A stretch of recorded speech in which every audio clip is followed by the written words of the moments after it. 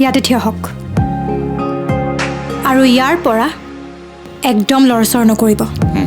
মোৰ কথাবোৰ শুনক এতিয়া আপোনাৰ ঘৰলৈ মই দুবাৰ গৈছিলোঁ কিন্তু আচল কথাটো কোৱা নহ'ল কোৱা আপোনাৰ ওপৰত মোৰ কোনো ইণ্টাৰেষ্ট নাই ভাল নালাগে মোৰ ভাল নালাগে আপোনাৰ দৰে মানুহক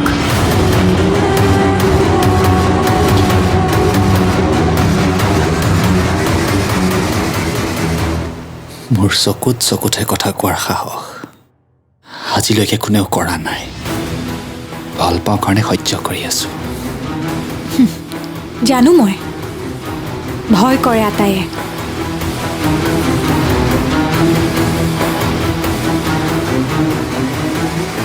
কিন্তু ভয়ৰে জানো কাৰোবাৰ মন জয় কৰিব পাৰে প্ৰেম জয় কৰিব পাৰে তুমি চাগে নাজানা মই ভাল পোৱা ছোৱালীজনীক কোনেও বিয়া কৰোৱাবলৈ নাহে এনে কলিজাৰ পুৰুষ আজিলৈকে জন্ম হোৱা নাই যিয়ে ৰুদ্ৰভূষণ হাজৰিকাৰ প্ৰেয়সীক বিয়া কৰোৱাব প্ৰয়োজনত মই অবিবাহিতা হৈ থাকিম কিন্তু আপোনাৰ পত্নী নহওঁ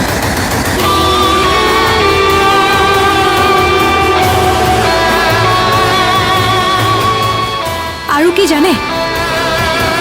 কৈ দিয়া ইমানখিনি কলাই যিহেতু যি ইচ্ছা তাকে কোৱা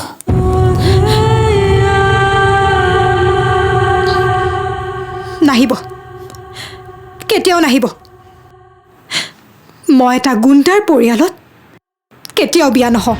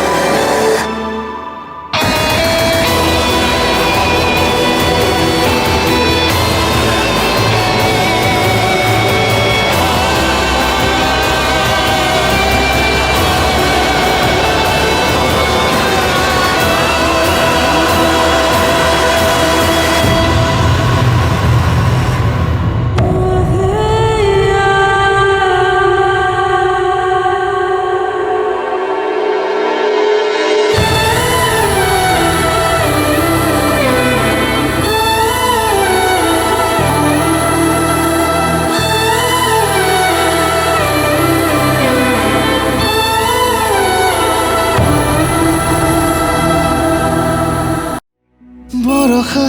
যেতিয়া নামে